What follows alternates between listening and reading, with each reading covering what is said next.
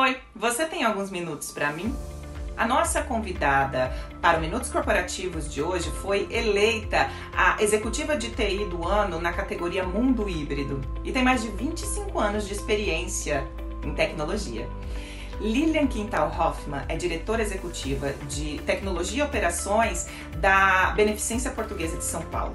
A BP é atualmente o maior polo privado de saúde da América Latina em número de leitos.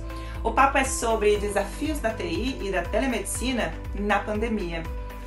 Como essa área de atuação beneficia a telemedicina e como esse recurso está sendo utilizado na BP. A IA e a LGPD transformam a vida de colaboradores e pacientes. De que maneira isso acontece?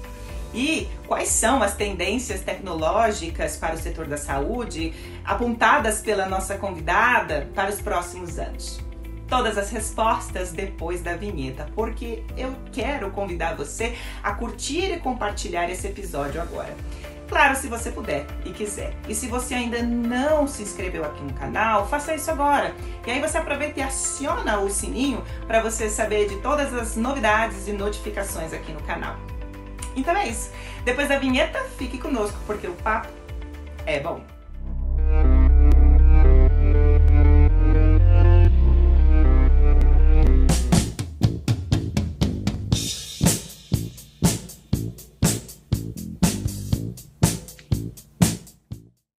Lilian, muito bem-vinda ao Minutos Corporativos FutureCon.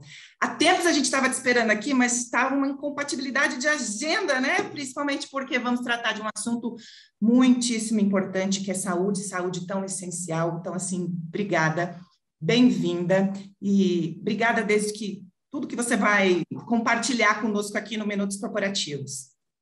Eu que agradeço, um super prazer estar aqui com vocês. Falar de saúde, falar de tecnologia, confesso que é assim a minha grande paixão. Então, o que eu puder falar, o que a gente puder conversar, falar de sistemas, né, tão relevantes para a gente como pessoa, né, para a sociedade. Então, muito obrigada por ter me convidado. A gente que agradece muitíssimo. E como eu estava te contando antes, né, a gente já recebeu alguns colegas da área da saúde, né, da tecnologia de saúde, de outros hospitais, porque esse assunto nunca se esgota, né, Lília? Então, a gente vê brilhando aí nos seus olhos o quanto você é apaixonada mesmo para falar com isso. Mais de 25 anos na área, né? Então, vamos lá. E para a gente começar, eu queria muito ouvir, especialmente assim, por toda essa sua experiência, que você nos contasse um pouco como a Beneficência Portuguesa, né, nossa querida BP, já conhecida, está inserida nesse mercado, Lília. Perfeito, Ana. Bom, a BP, né, nesse mercado, acho que se a gente pensar globalmente, né, e falando de um tema tecnologia, falando de pandemia, o fato é que o mundo, né, ele entrou no hiato a hora que a pandemia chegou e a BP, ao mesmo tempo, também se viu, né, num determinado momento, tendo que lidar com uma patologia desconhecida, né, então isso era uma característica interessante, porque nós estávamos muito habituados, né, a lidar com diversas especialidades, patologias conhecidas, nos vimos também, né, diante de uma patologia desconhecida, num fluxo bastante alto de pacientes e principalmente numa pandemia também contido com o medo das pessoas. E esses medos não eram somente dos pacientes, era o medo da população em geral. Então, quando a gente olhava para esse cenário, né, a BP nesse contexto, e muitos hospitais, com certeza também na mesma realidade, precisaram rapidamente se reinventar, né? E essas medidas protetivas, seja para aplacar as dúvidas, os medos, muito foi, vamos dizer, drivada por tecnologia. Porque se a gente pensasse, né, a primeira coisa que todo mundo pensou não posso sair de casa, né? Tenho que me resguardar. Então, como é que a gente fazia para que a tecnologia pudesse suportar esta realidade? Também a gente dizia, bom, nossos colaboradores, eles precisam vir ao hospital, porque eu preciso atender os pacientes. Como é que a gente usa a tecnologia para mitigar o risco daqueles que não precisam vir ao hospital, daqueles que poderiam ficar em casa, por exemplo, as áreas administrativas. Então, o impacto da pandemia, ele trouxe, né, uma luz, por isso que a gente costuma dizer, nossa, a pandemia acelerou a tecnologia, mas ela acelerou por essas condições, né? Nós todos nos vimos inseridos num universo em inclusive na dúvida de qual era o melhor manejo, né, o melhor tratamento para o paciente de Covid, porque era novo, né? E estudos, a gente, né, nós dentro do hospital muito acompanhando, mas a população em geral acompanhou também, né? O como se tratar, quais eram as condições, quais eram as drogas mais necessárias, né? Falando de um vírus, então a gente está falando muito de um tratamento sintomático, né? E não de um tratamento, com exceção da vacina, que é um tratamento de combate, mas de tratamentos sintomáticos. Então a tecnologia, ela se acelerou por esta questão. Então a BP, ela foi criando mecanismos que pudessem garantir este atendimento e garantir também a segurança, né, dos nossos colaboradores, no que tange na sua totalidade. Alguns tiveram, obviamente, que ficar na linha de frente, né, por força da sua situação, mas aqueles que não tiveram, a gente também optou lá no momento inicial por trabalho remoto, de bastante ágil, para poder fazer com que todo mundo pudesse se sentir seguro naquele momento que a pandemia chegou. Lília, eu tenho, assim, passou um filme na minha cabeça, eu tenho certeza que, né, só que está nos assistindo aqui também, porque parece que faz tanto tempo, né, que aconteceu tudo isso. Foi verdade. Meu Deus do céu, quanta coisa aconteceu enfim, né? E aí, como que falando da tecnologia, né, como que ela está ajudando a população a cuidar da saúde nesse período? Perfeito. Você já falou um pouquinho, mas... Não, mas assim, com certeza. Tem mais para nos contar, né? Nesse sentido, né? E aí eu gosto sempre de trazer também assim números, porque eu acho que isso ilustra. Claro que existe uma realidade que a gente vive dentro da BP, né? E vou falar das nossas iniciativas, mas acho que quando a gente fala, né, de pesquisas que foram feitas considerando essa realidade, também a gente dá essa amplitude global.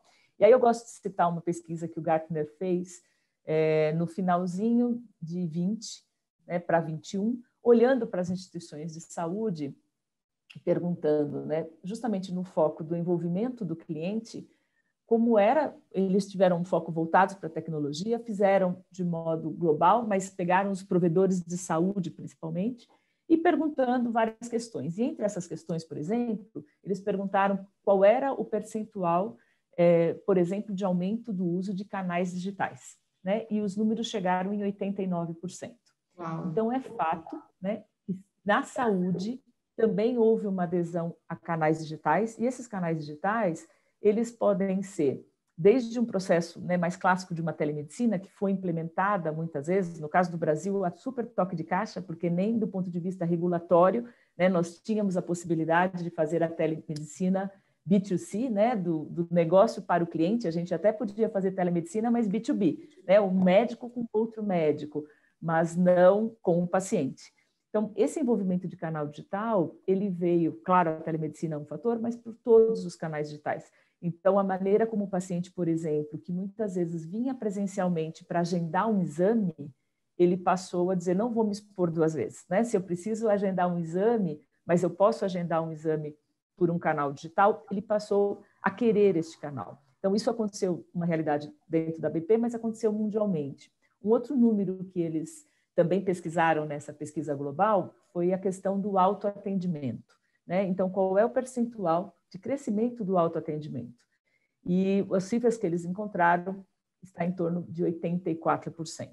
Então, se a gente considera hoje, por exemplo, que existem sistemas de triagem, né, voltados para a COVID, onde você faz um autoatendimento, você responde sobre sintomas, né? A gente tem softwares que nos falam sobre geolocalização, se tem pessoas próximas. Então, esse autoatendimento para cuidar da saúde também foi uma característica impulsionada pela pandemia, e nós, na BP, né, temos a crença de que isso veio para ficar. Não a pandemia, mas esse comportamento do cidadão de saúde, né, para o autoatendimento. E a gente que se posiciona como um hub de saúde tem muita crença que essa prevenção, né, este processo onde eu posso cuidar da minha saúde, entregar, ter uma relação com esses provedores, nós, por exemplo, como um hospital, muito mais focado em ser saudável. Claro que quando esta saúde for comprometida, existe um atendimento e, obviamente, somos especialistas nisso, mas a gente também quer olhar nessa amplitude. E essa pesquisa também, ela olhou sobre a questão do engajamento. Então, à medida em que eu posso usar um canal digital, Eu posso fazer um autoatendimento, mas enquanto eu me preocupo e estou engajado com a minha saúde. E esses números chegaram em 66%. E eu costumo dizer, né, que, salvo a briga das marcas das vacinas, né, que a gente às vezes brinca, né, surge meme no mercado e é algo, mas se a gente parar para pensar, tem um fundamento muito interessante, porque a população se interessou pelo conteúdo, né? Entender o que que eu recebo, o que isso impacta a minha saúde. E se a gente pensar, essa não era e não é uma característica, né? Esse engajar na saúde, falar sobre ela, achar que precisa ter escolhas mesmo, né? Não estou nem dizendo, né? A gente costuma dizer qual é a melhor vacina? A melhor vacina é a que está disponível para você. Aqui tem. Essa postura. Mas, de qualquer forma, este movimento de engajamento na saúde, né, seja até para usar, eu vou usar um chatbot para poder ver se os meus sintomas são de Covid. Né? Isso tem uma riqueza, né, muito importante, né? Sejam para as instituições, sejam para as pessoas em geral, sejam para as operadoras de saúde. Né? Eu costumo dizer que a gente precisa tirar da pandemia esses ganhos, porque a saúde é muito cara. Né? A saúde hoje, nós na BP estamos falando muito de modelos de negócios mais sustentáveis para a saúde, né? Olhar para um processo, esse modelo que a saúde adota hoje, que a gente chama, né, de fee for service, que eu executo e eu recebo, ele não é um modelo virtuoso, porque ele é um modelo que, na teoria, se eu não executar bem e este paciente voltar, eu ganho de novo. Né? Então, ele não é um modelo virtuoso. Eu preciso ter um modelo que, quanto melhor eu for no meu atendimento, no meu acompanhamento de saúde, no engajamento do paciente naquela terapia, né? Se ele toma ou não, por exemplo, um medicamento, né? Uma adesão medicamentosa. Hoje em dia tem muita tecnologia que pode nos suportar nisso, né? Ajudar o paciente a ter adesão a medicamento. Pode ser um robozinho, pode ser um chatbot, pode ser um aplicativo que faz com que ele engaje na saúde, portanto, ele consiga se recuperar melhor, e isso faz com que a saúde se torne mais barata. Então, se a gente olhar com essa amplitude, esses são os ganhos da pandemia. Né? Além da gente ter aprendido a trabalhar remoto, a gente ter aprendido a se comunicar, né, remotamente, a gente tem um ganho importante na saúde. Né? A saúde poder ter um acesso exponencial, a saúde poder entregar uma oferta muito mais diversificada. Então, é um pouco que a gente tem vivido. Eu já ia te atropelar aqui com uma informação, porque o que você disse da questão, assim, virou uma referência de informação, né? Virou um canal de informação, principalmente no nosso país, em que, assim, o número de fake news, né? E, assim, a gente está falando da questão, assim, mais preciosa, que é a vida da gente. Então, o quanto realmente, né, ter acontecido isso e percebido o quanto é importante, quanto agrega valor e quanto humaniza, né? O hospital, né? Enfim, a empresa ali para direto com os seus pacientes, clientes, né? E muito, muito ótimo, muito bom. E a gente já entra aqui numa questão que você já abordou e a gente vai se aprofundar, que é assim, como que a sua área de atuação, né, a sua, contribui para a telemedicina e como que esse recurso está sendo aproveitado pela BP? Perfeito. Dentro desse contexto, né, é a minha área de tecnologia, eu cuido também da área de engenharia clínica, né, que traz esse suporte, vamos dizer, todo de equipamentos médicos para esse processo. E quando a gente olha especificamente para a tecnologia, eu te diria que vou falar da telemedicina, mas a gente tem também um componente bastante importante, que é o que a gente costuma chamar de uso de dados em tempo real. Então, para a pandemia, isso foi crucial. Por quê? À medida em que a gente precisava, né, e ainda precisa, ter noção clara do fluxo de paciente, da volumetria de quem estava chegando, né, quais eram os recursos de insumos, né, e esses insumos, num determinado momento, o mundo inteiro passou a utilizar os mesmos insumos. Então, a gente precisava de máscara para todo mundo, a gente precisava de luva para todo mundo, a gente precisava de sedativos, né? Porque as pessoas eram entubadas e precisavam de sedativas, álcool, a gente precisava de banhos de diálise, né? Muitos pacientes que complicavam precisavam desse processo. Então, o que aconteceu? Foi muito importante no processo da tecnologia criar visões em tempo real de todos esses insumos, porque era a maneira mais simples da gente dizer, bom, eu tenho disponível um X volume de equipamentos, eu tenho tantos leitos de UTI disponíveis, eu tenho um fluxo de pronto-socorro chegando, como é que eu distribuo essa realidade, como é que eu garanto, por exemplo, às vezes um aumento de estoque para garantir a entrega para um paciente. Então, estudar os números e fazer visões preditivas daquilo que a gente teria de uso, isso a tecnologia esteve bastante presente. Então, a BP tem muito o conceito de trabalhar muito dado preditivo, olhar para esse número, e a gente tinha tido oportunidades muito voltadas até então para questões financeiras. Então, olhar qual é o nosso orçamento, estamos atingindo ou não, qual é a nossa ocupação de leitos. Então, muito mais coisas voltadas para a operação. Num determinado momento, e a pandemia trouxe isso muito forte, a gente começou a olhar para este paciente, ele tem um conjunto de dados que denota que ele pode piorar e, portanto, ele pode precisar de uma UTI. Então, eu preciso de insumos para isso. Então, olhar para isso de modo preditivo foi nos dando segurança, para que a gente fizesse, às vezes, investimentos em equipamentos, investimentos em estoques. Então, a primeira grande, eu diria assim, a primeira grande entrega da tecnologia nesse momento foram os dados. A maneira como eu olho os dados, coloco esses dados dentro de conteúdos de analytics, coloco inteligência nisso. Claro que isso foi feito com as áreas, porque eles conhecem essa dinâmica, mas foi a nossa primeira grande entrega. Então, eu diria que foi uma entrega de visão situacional, o que eu tenho e como eu prevejo. A gente anda falando bastante sobre variante Delta, e isso também para nós, por exemplo, nós estamos hoje olhando muitos dados, comparados em países em que o paciente zero que já tem um crescimento, quer dizer, qual é o comportamento no Brasil esperado, se eu me comparo aos Estados Unidos, se eu me comparo a Israel. Então, o dado foi a primeira entrega.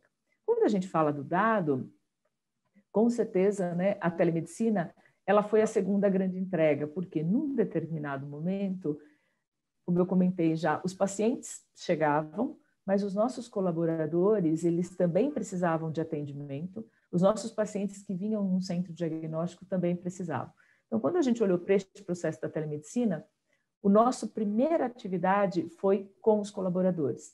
Então, antes de abrir para o público em geral, nós temos em torno de 7.000 colaboradores e mais os seus dependentes, então, falando aí de uma população de 10.000 pessoas, nós precisávamos também, dentro do possível, garantir a segurança deles. Então, mesmo que um colaborador fosse de linha de frente, mas ele estivesse na casa dele, ele estivesse no final de semana e ele tivesse sintomas e ele precisasse de um primeiro atendimento, a nossa ideia foi poupar este atendimento presencial para que a gente pudesse acompanhar. Então, a telemedicina entrou para nós lá em março de 2020, a hora que a legislação permitiu, para os pacientes, os nossos funcionários. E esses funcionários eram divididos em duas categorias de atendimento de telemedicina. Aquela que era para uma triagem e um processo de avaliação, para a gente ter clareza se era um sintoma que poderia vir a BP, fazer a coleta de um exame e permanecer na residência. E a gente tinha também a telemedicina para o acompanhamento. Então, aqueles colaboradores que já estavam detectados, que já tinham a doença, mas que não precisavam de uma internação, mas que precisavam de um acompanhamento remoto. Então, em vez das rotinas de retorno de consulta acontecerem presencial, nós passamos a fazer remotamente. E para nós, essa tecnologia também teve uma importância bastante grande, que a gente costuma dizer um jargão lá na ABP, que a gente quer fazer medicina na tele, e não só telemedicina. Então, a tele, ela é o caminho, ela é o veículo, o meio que eu consigo ter para poder ter a interação, mas a gente quer fazer medicina. Então, também, começar pelos colaboradores nos deu também a oportunidade de treinar os médicos do núcleo de saúde, de capacitar, porque a telemedicina, muitas vezes, quem não está inserido no contexto, pensa muito num processo de comunicação. Só que a telemedicina, ela tem limites de atuação, o que eu posso, o que eu não posso. Ela tem, por exemplo, desafios né? Se eu estou no processo de telemedicina com o paciente e ele tem determinados sinais e sintomas que de cara eu já sei que ele não é um candidato à telemedicina, por exemplo, um paciente com uma dor pré-cordial, ele não é um candidato. Então, eu tenho que ter uma triagem prévia, onde o paciente, respondendo a determinadas questões, ele já esteja descartado desta via telemedicina e ele seja aconselhado a procurar o pronto-socorro imediatamente. Então, a tecnologia, para nós, ela foi sendo adaptada em todas essas condições. Então, nós criamos as triagens específicas de COVID, as triagens para a gente também testar. E os médicos também precisaram se adaptar, né? Eles também precisaram ter uma linha de cuidado bem desenhada, né? Como é que eu atendo esse paciente, até onde eu vou, que drogas eu posso prescrever, o que eu posso fazer. Então, para nós, nossa população de colaboradores, ela foi um grande, com todas as seguranças, né? Obviamente, quando eu vou falar que foi um tubo de ensaio, parece que é algo que era empírico, mas não, no sentido de vamos testar para depois a gente colocar para os pacientes. Então, a segunda grande entrega da tecnologia foi este ambiente, né? Muita trabalho junto com o corpo médico e o corpo assistencial para criar essa linha de cuidado para um processo aí específico na época de COVID, e ele foi, na verdade, né, o nosso mínimo produto viável que nos permitiu depois expandir. E aí sim chegar, né? Hoje a gente já tem um processo onde a gente faz um pronto-socorro digital. Então, o paciente pode ser atendido a qualquer momento, né? Existem premissas também, então o paciente quando entra na plataforma ele responde questões, triagens, e aí não só voltadas para a COVID, né? O atendimento já é mais generalizado, e ele pode ter um pronto-socorro digital, onde ele tem parte das resoluções das suas questões de saúde, às vezes já resolvida neste atendimento. E a gente faz também hoje serviços, por exemplo, ambulatoriais de acompanhamento pós-Covid, né? Porque os pacientes de Covid, eles têm também sinais, sintomas pós-Covid de recuperação, que muitas vezes não precisa do presencial, mas precisa do monitoramento. Então, a tecnologia veio trazendo, né, estas condições, e agora o nosso olhar tem sido muito mais de como é que a gente alavanca a percepção do médico em relação a este paciente, né? Então, a gente vem testando na área de inovação dispositivos, por exemplo, que quando a gente está falando, esse dispositivo detecta a partir do próprio rosto, né, usando inteligência artificial, saturação do paciente, pressão, uma série de parâmetros que aumentam a percepção do médico. Então, a gente está nessa fase, porque a BP tem muito a crença que o cuidado digital, né, ele veio para ficar. Então, a gente precisa achar caminhos para estender, né, esta percepção. Claro que dispositivos, wearables que possam trazer mais dados para os médicos é a nossa busca agora, né, até para que a gente realmente tenha o cuidado digital, porque ele tem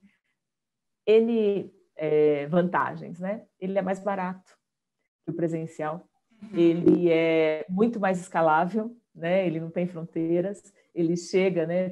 Claro que a gente depende de uma internet, mas ele chega em regiões, então a gente tem muito aposta que a BP, a gente costuma dizer que a gente quer um gênio digital da BP, né? A gente tem uma BP física super relevante com seus atendimentos, as suas UTIs, o seu centro cirúrgico, mas a gente quer criar um gênio digital que possa entregar a saúde na mesma qualidade, no mesmo nível de assistência.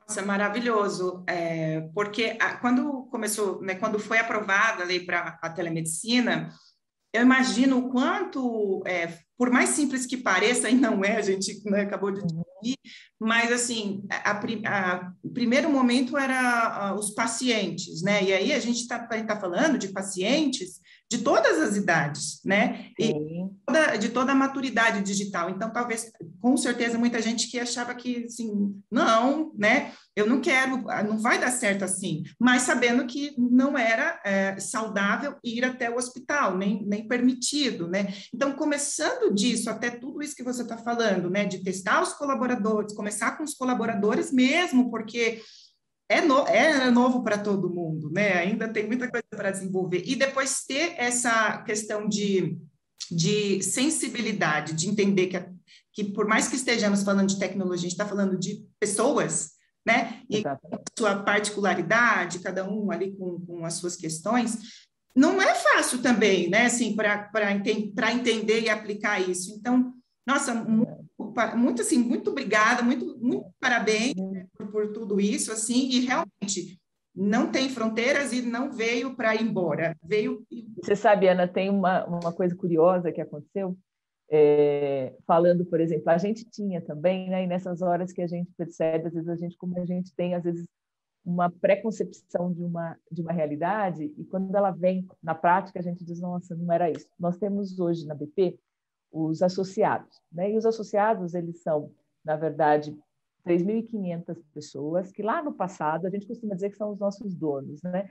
Eles fizeram aquisições de serviços de saúde, fizeram doações, e nesta relação, eles são associação, eles têm um vínculo com a BP e eles têm um atendimento dentro da BP. E a faixa etária dessa população, ela é, em média, 70 anos, né? E nós temos pessoas com 80 e tantos anos nessa faixa.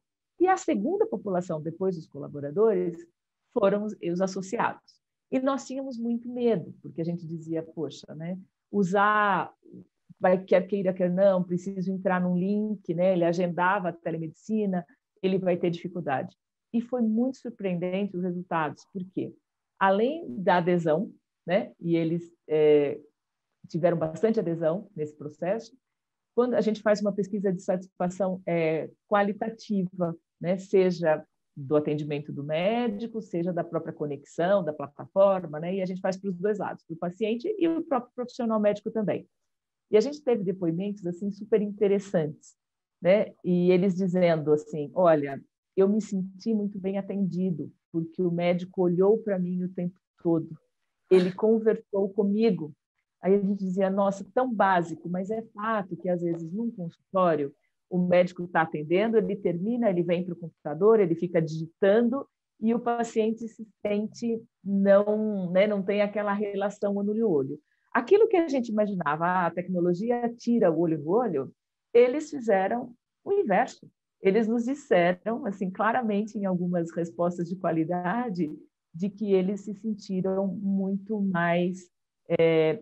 o médico estava muito mais atento à conversa, né? À escutativa do médico durante o processo. Isso para nós também foi algo que nós falamos, nossa, como, né? Talvez tenha uma pequena dificuldade ali no uso da ferramenta, mas a hora em que ele passa por esse processo, como tem adesão, né? E para nós foi assim uma surpresa, porque a nossa concepção anterior era de, acho que não vão aderir, eles preferem vir, e foi muito interessante e eles se sentiram melhor atendidos, né? Acho que isso para nós foi bem... Olha, é surpreendente mesmo.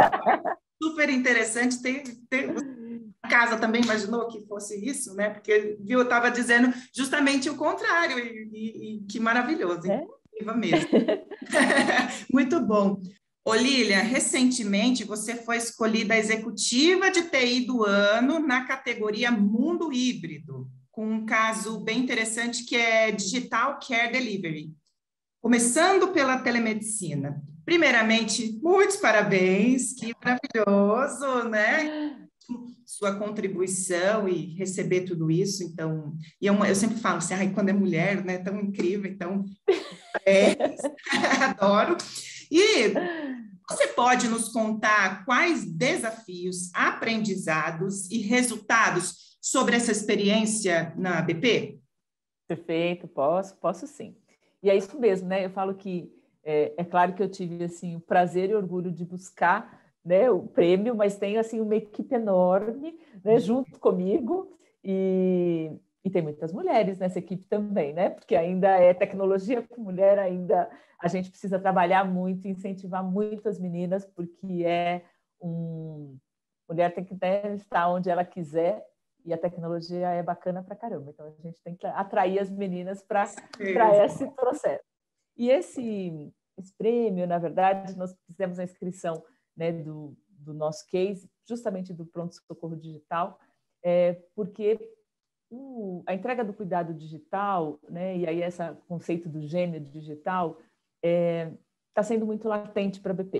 né? E ela está sendo latente porque e ela tem um fundo, né? A BP não tem procurado a tecnologia somente pela tecnologia. A gente entende muito a tecnologia como um meio e que ela precisa, sim, ela é importante para fazer negócios, mas ela precisa acomodar, né, este novo momento do país, esse novo momento das operadoras de saúde, esse novo momento dos pacientes em seus engajamentos, né, na sua saúde, e ela precisa ser facilitadora e viabilizadora desta condição.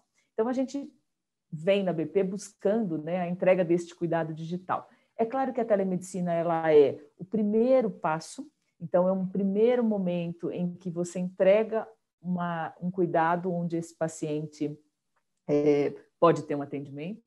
E esse case específico, nós falamos do PA digital, que foi quando a gente abriu para esses pacientes a possibilidade deste atendimento totalmente remoto, né? E ele teve desafios primeiro, as nossas telemedicinas elas eram agendadas, então eu tinha um corpo médico que sabia de uma grade, né? E que fazia acesso naquele momento de grade. Depois, quando a gente foi para o PA digital, a gente disse, não, né? O paciente ele pode a qualquer momento precisar. Então, eu preciso de um modelo diferente, eu preciso de um modelo sustentável financeiramente, porque imagine que eu poderia ter um médico, né, um modo de dizer, né, mas um plantão 24/7, aguardando um paciente e só entrar um paciente no dia. Então, como é que os desafios eram, como é que a gente coloca isso numa realidade onde eu faço uma oferta, mas que ela seja sustentável, né, que o paciente também tenha um custo justo para este atendimento, mas que eu também, né, como BP, consiga ter uma remuneração.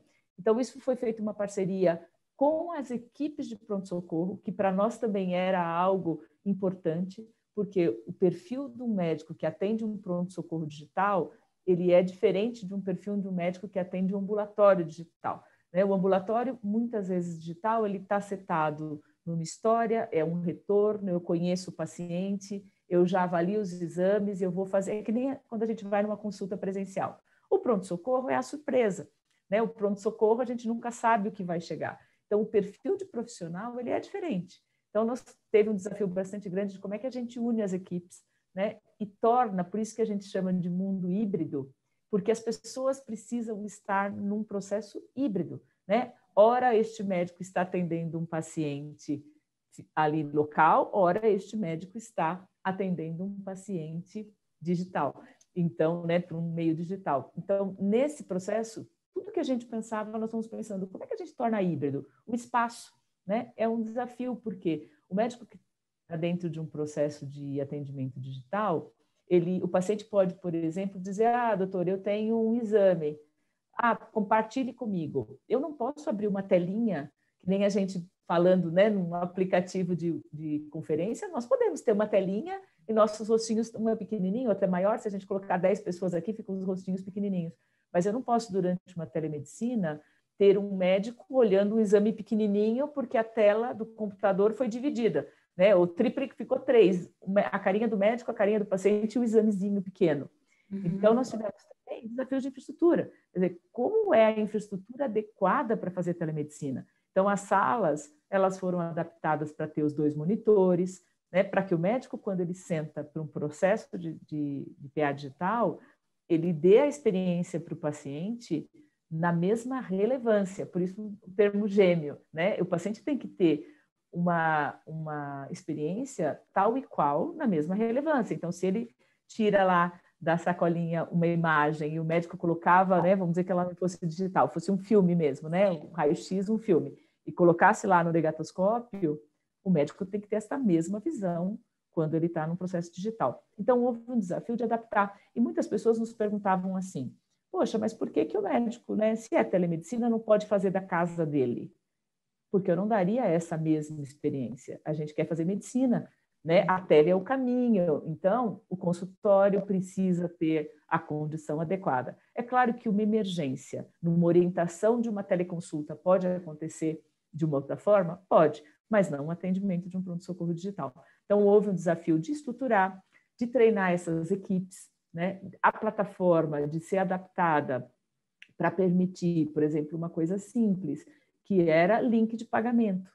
Porque o que acontecia, se esse paciente era um paciente particular né? E ele queria fazer um atendimento de PA digital. Eu não posso fazer o atendimento e falar para ele, depois você passa lá na BP para pagar, passar o cartão de crédito, né? Desmontei a experiência dele. Exato. Então, nós tivemos que fazer integração com plataformas de cobrança digital de cartão de crédito, tivemos que fazer integração com os nossos prontuários eletrônicos, porque a BP preza muito pelo dado do paciente, né?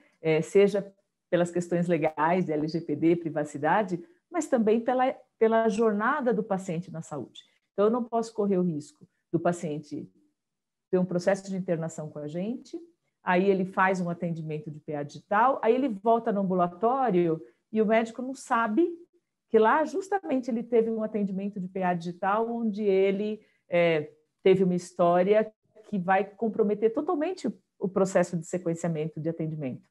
Então, essas integrações tecnológicas também foi um desafio, né? Para a gente ter o nome do paciente na plataforma é um desafio, porque a gente diz, você pode usar um CPF, ainda bem que não mais agora, né? Mas no passado, não muito distante, às vezes as mulheres davam o CPF do marido, né? E aí você diz, como é que eu identifico, né? E às vezes a filha dava o CPF da mãe, então acontecia. Hoje em dia, obviamente, isso já não dá mais. Então, diz uma criança, né? Hoje, por mais que a gente já tenha CPF quando nasce, mas ainda tem um grupo de crianças que não tem. Então, essa identificação única, a gente chama de Master Patient Index, né? O Brasil tem desafios para fazer, né? O próprio código do SUS, que é um bom identificador, né? Todos nós que nos vacinamos via SUS, podemos baixar o Conect SUS, que é excelente, que nos dá o nosso cartão de vacina.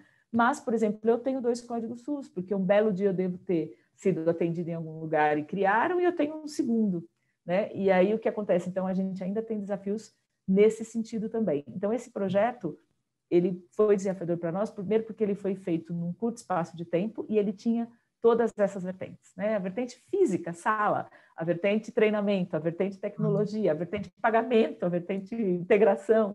Então, ele foi mesmo assim possível pela união das pessoas, né? A gente precisou de muitas cabeças juntas, né? Muita expertise, muita dedicação, para que a gente, por isso que eu digo assim, claro que eu fico cheia de orgulho da minha área, com certeza, né? E tem um orgulhinho pessoal ali também de bacana, sim, mas teve a turma da arquitetura tendo que arrumar a sala para que a gente pudesse fazer esse atendimento.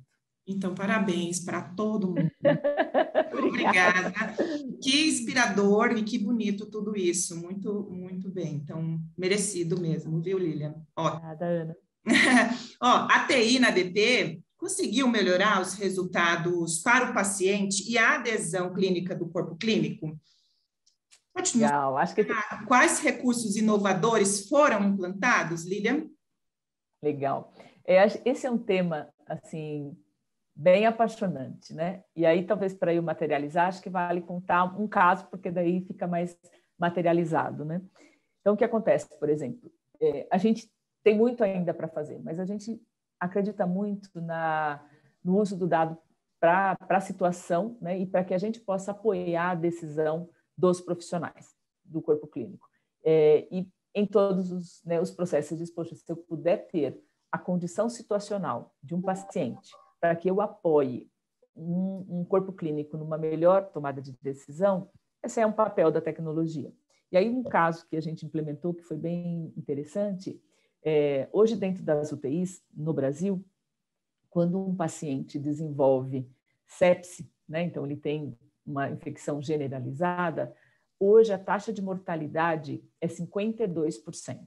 Então, se 2 pacientes desenvolverem, um deles irá a óbito, né? Esses são os nossos números, realmente é uma situação bastante grave. E a gente tem algumas possibilidades que a gente chama de deflagradores, que são dados que nos intuem que este paciente pode estar desenvolvendo uma sepse.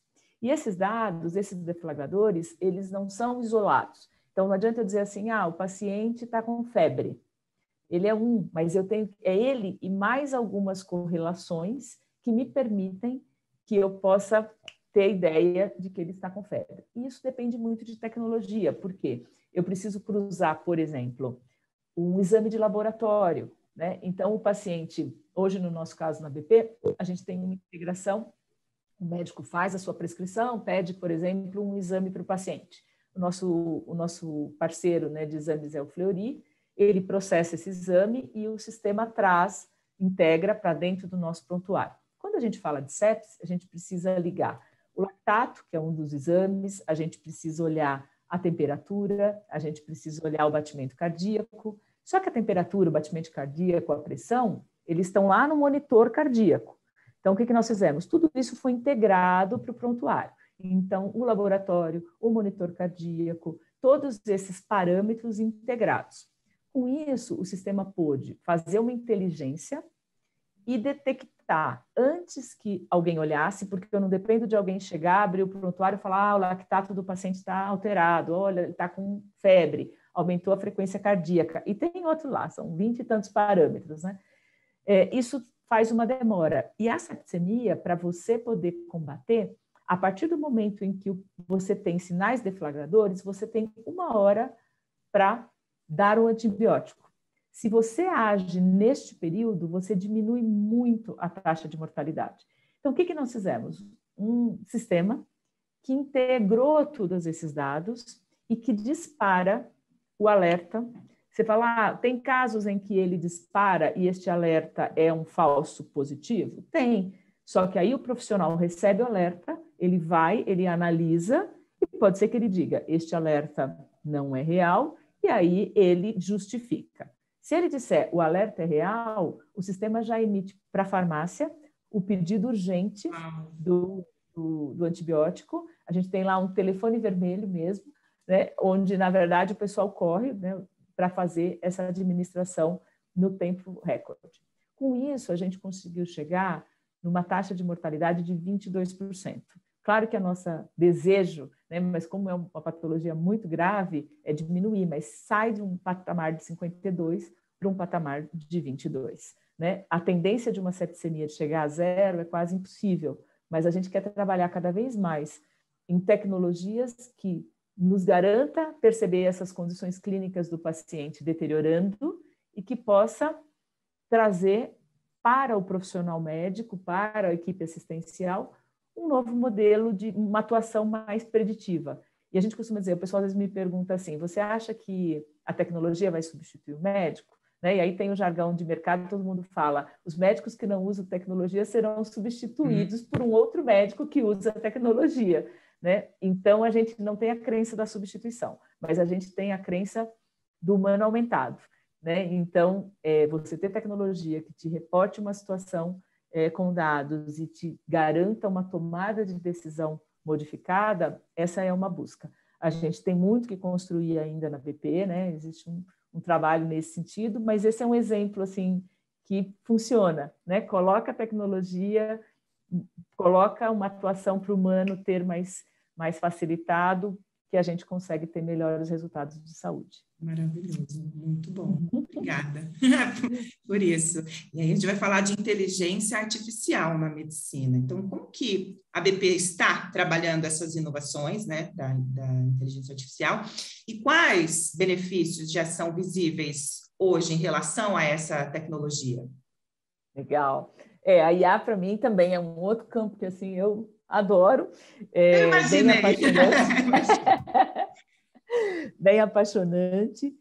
Então, nesse processo da inteligência artificial, né, olhando para esse guarda-chuva, a gente olhando para o dado do paciente dentro de um processo descritivo, nós treinamos o software para reconhecer patologias. E o que isso nos ajudou? Né? No processo, quando isso foi implementado, nos ajudou porque nós tínhamos, por exemplo, a gente chama em hospitais de codificação, que é, na verdade, vamos pensar que um paciente ele vem para fazer, por exemplo, uma cirurgia de joelho. Então, o médico, quando ele informa o CID, né, que é a Classificação Internacional de Doenças, geralmente ele diz, olha, esse paciente tem uma artrose. Né? Então, pois lá. Só que eu posso ter um paciente hipertenso, cardiopata, idoso, com uma série de comorbidades, que veio fazer artroscopia e tem artrose, e eu posso ter um jovem atleta que não tem nada disso e também veio fazer uma artroscopia e tem artrose. Então, o que acontece? Geralmente, esse diagnóstico estruturado, ele está naquele atendimento. Todas essas comorbidades, ela está descrita num texto que tem uma riqueza, porque quando eu olho para esse paciente, eu tenho que fazer uma previsibilidade de alta, eu tenho que instituir um cuidado, eu tenho que saber o quanto esse paciente vai custar, porque esse paciente que é diabético, hipertenso, cardiopata, quase com certeza, se ele tiver num desequilíbrio de tudo isso, ele vai ficar mais tempo internado do que o jovem atleta que veio fazer o mesmo procedimento. Então, nós usamos a IA para extrair essa informação e já trazer para o médico, quando ele termina de escrever.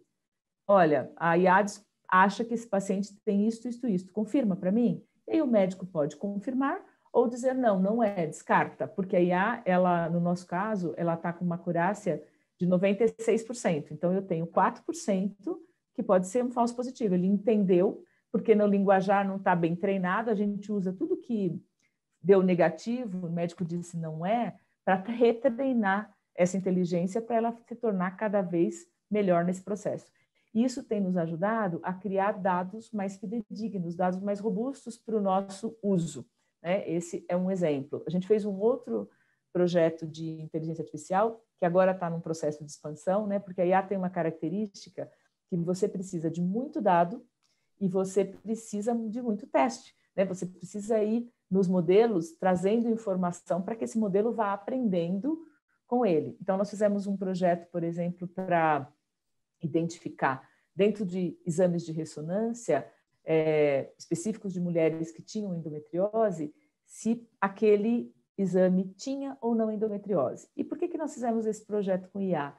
Porque é muito comum, né? A endometriose, muitas vezes, ela é uma causa de doença feminina, inclusive de saúde pública, porque a mulher se afasta, ela tem dor, então você tem um processo onde ela acaba, a gente enxerga, às vezes, a endometriose muito num processo gestacional, né? Mas ela tem outras implicações sociais bem importantes. Uhum. E muitos radiologistas não estão habituados ao diagnóstico da endometriose.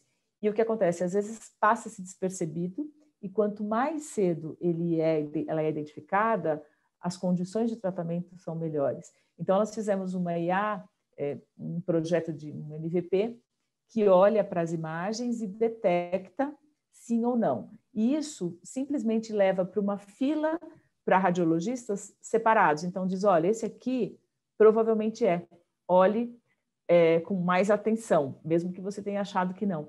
Então, ele é uma IA para auxiliar esse radiologista. A gente está numa fase desse projeto agora de expandir. Então, em vez de falar sim ou não, começar a achar onde. Então, a gente está num processo, aí nós fizemos uma parceria com o Fleury, porque nós precisamos de mais dados, os dados da BP e mais os dados do Fleury, para que a gente possa, a gente chama de anotação, né? O médico possa anotar aonde está para ir aprendendo a localização, né? No começo desse projeto eu achava que endometriose só tinha no útero, eu descobri que tem até no diafragma, então o médico poder marcar e ajudar. Ou seja, são exemplos de uso de inteligência artificial que pode alavancar a saúde. A gente também está olhando para a IA em processos administrativos, né? Então, a gente tem hoje, por exemplo, o prontuário eletrônico, todo dado eletrônico. A conta do paciente é toda eletrônica. Só que a gente ainda tem trabalho de fazer auditoria olhando para o prontuário e olhando para a conta para ver se está certo a cobrança.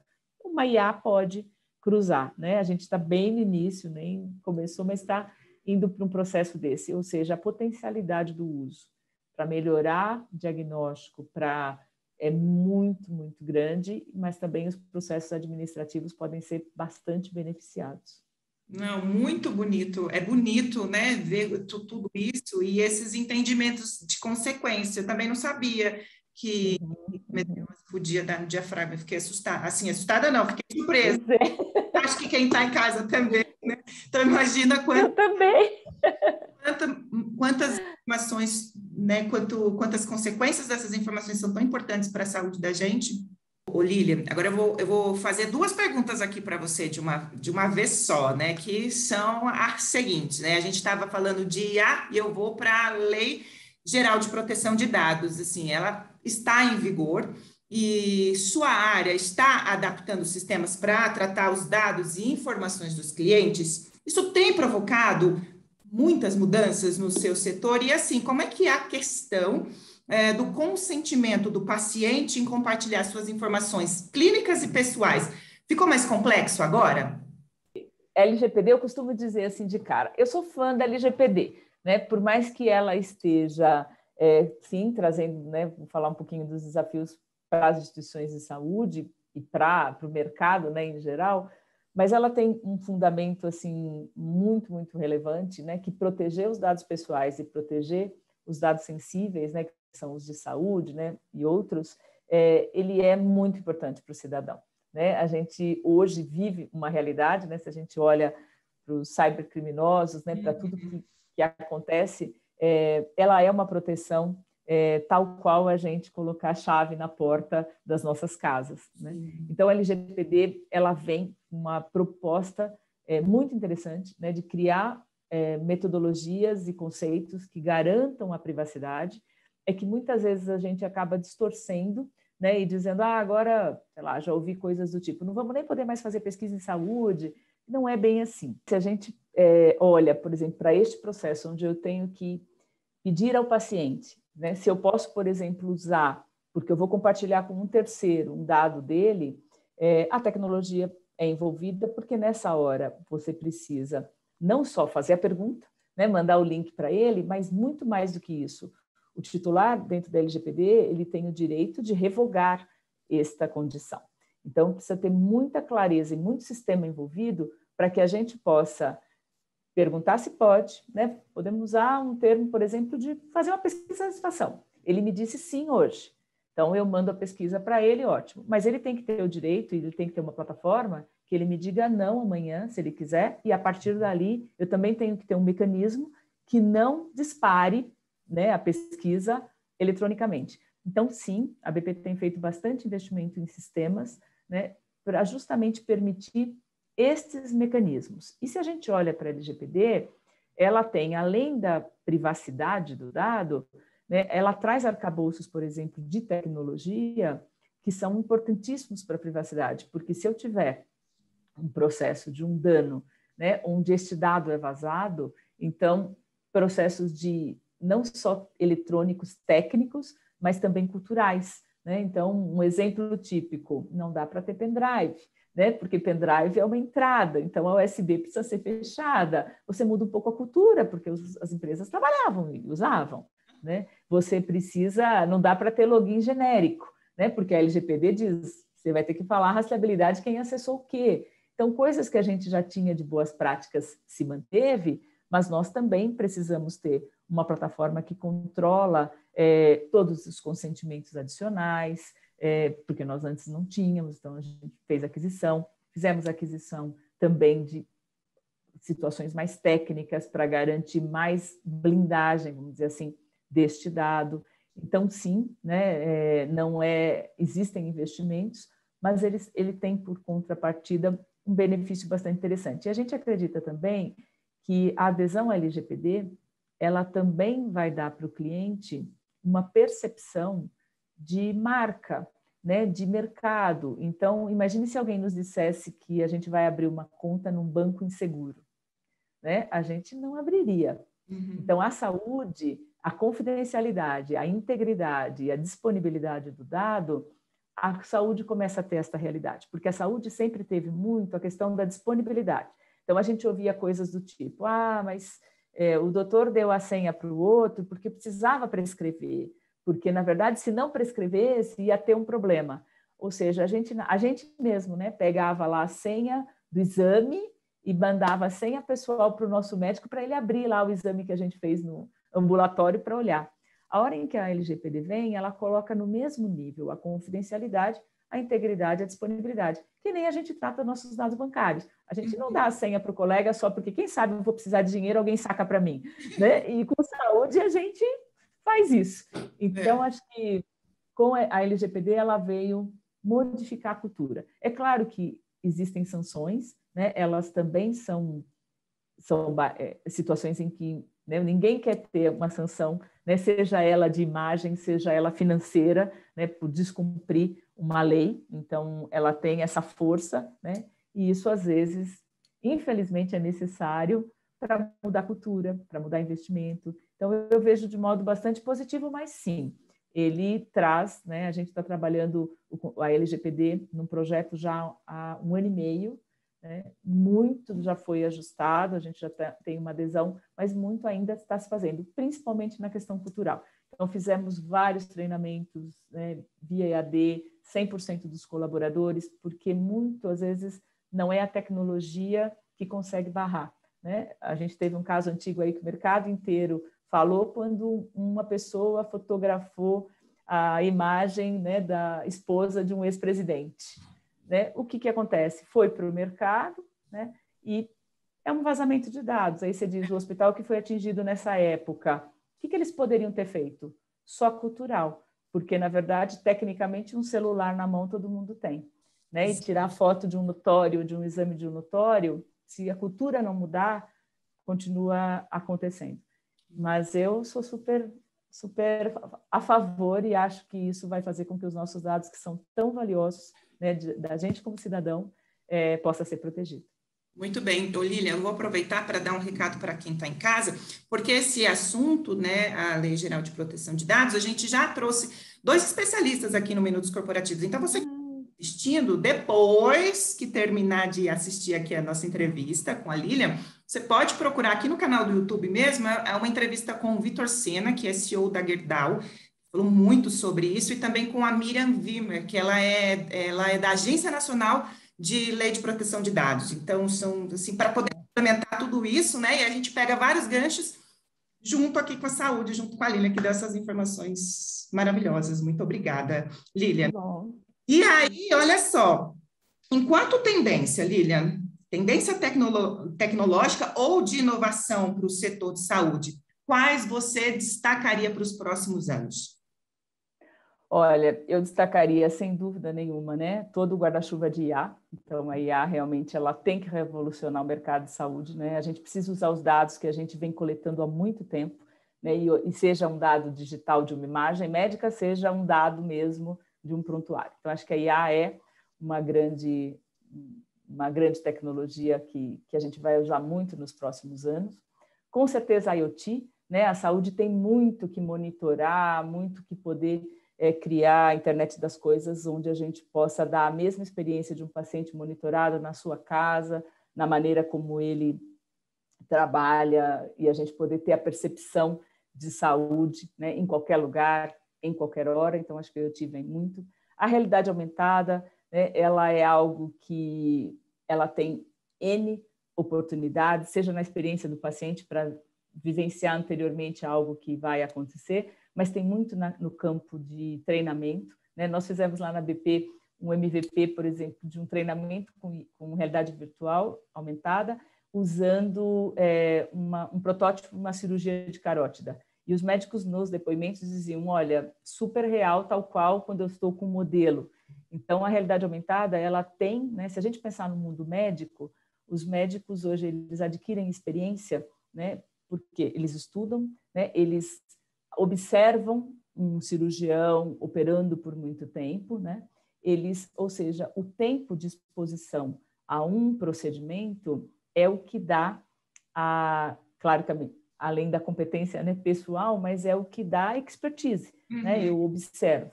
Então, se a gente tem uma realidade aumentada que nos permite um tempo maior de exposição, então, se eu vou assistir uma cirurgia hoje, né, e vou observar um médico operando um paciente, eu tenho uma percepção, depois eu vou entrar num pedacinho da cirurgia, depois eu já fiquei mais confiante e o médico titular também, eu entro numa outra etapa. Quando a gente coloca a realidade aumentada neste processo, e hoje em dia você tem dispositivos para ter force feedback, você corta ali e tem a sensação disso tudo, você pode expor muito mais, né, o profissional a esta condição. Então, a realidade aumentada, ela pode capacitar muito melhor, né? Ele não substitui, obviamente, o titular, cirurgião, dando exemplo na cirurgia, com a orientação de um profissional, mas ela pode dar experiências de uso, né? Muito mais. Então, a realidade aumentada, para mim, é uma grande busca, e acho que eu diria também que é uma tecnologia que a gente tem usado muito pouco na saúde, que é o RPA, que é o Robotic Process Automation, que é tudo que é repetitivo, a gente pode deixar um robô fazer, né? A gente não precisa ter um humano, vamos deixar o humano para fazer aquilo que é criativo, aquilo que precisa. E a saúde tem muitos pontos, às vezes, repetitivos, até na sua gestão, até no seu processo de consumo de medicamentos, que a gente pode ter um olhar, né, para que esses processos repetitivos sejam substituídos por uma automação de um robô e que a gente possa se dedicar àquilo que o humano faz, que nenhum robô vai substituir. Então, eu diria para mim que acho que esse é o futuro que a gente tem aí para brincar com a saúde. Nossa, eu adorei saber, gente. Maravilhoso. Todo mundo de olho nas tendências de Lilian, porque com certeza... Nossa, maravilhoso. Muitíssimo obrigada, Lilian. O maravilhoso, e a gente está chegando para a pergunta, que é a pergunta derradeira aqui no Minutos Corporativos. Que é a seguinte, né? A gente já teve tantas informações suas, né? Mas a gente quer saber essa também. Se você pudesse conversar com alguém, Lilian, no âmbito pessoal ou profissional da sua vida, com quem você falaria? Olha, eu com certeza faria um Webex com Elon Musk. E aí eu já tenho até a pergunta que eu faria para ele, né?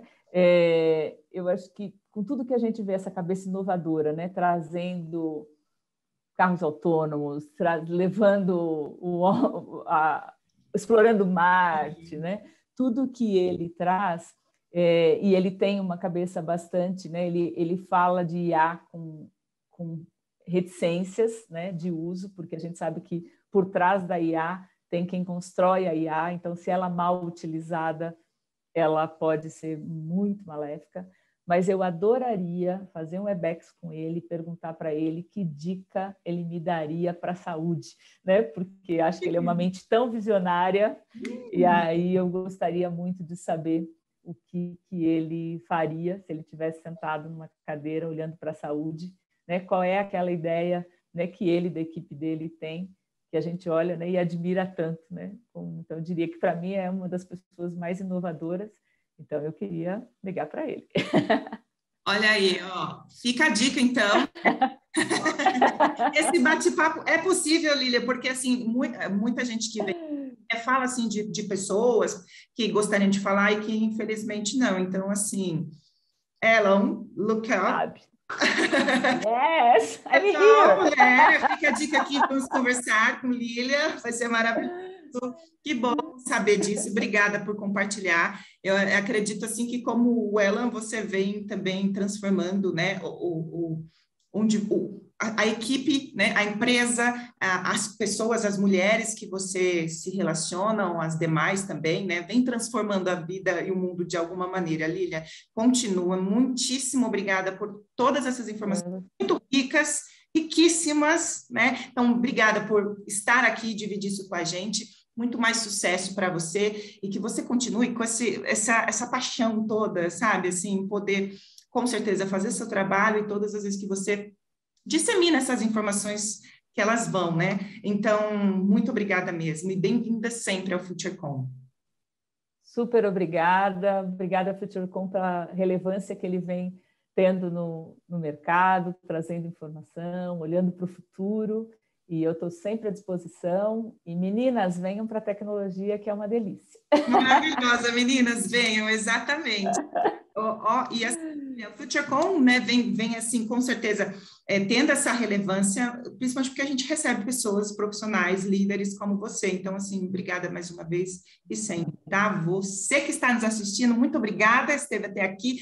Eu tenho certeza que está feliz com tantas informações, né? Então, assim, quiser assistir de novo, quiser indicar para alguém, fique à vontade. Se tiver alguma pergunta, algum insight, sugestão, perguntas, enfim, para a Lília ou aqui para o Minutos Corporativos, fique à vontade de escrever para minutoscorporativos@informa.com. Esteja sempre conosco, muitíssimo obrigada e até a próxima. Obrigada. Tchau, pessoal.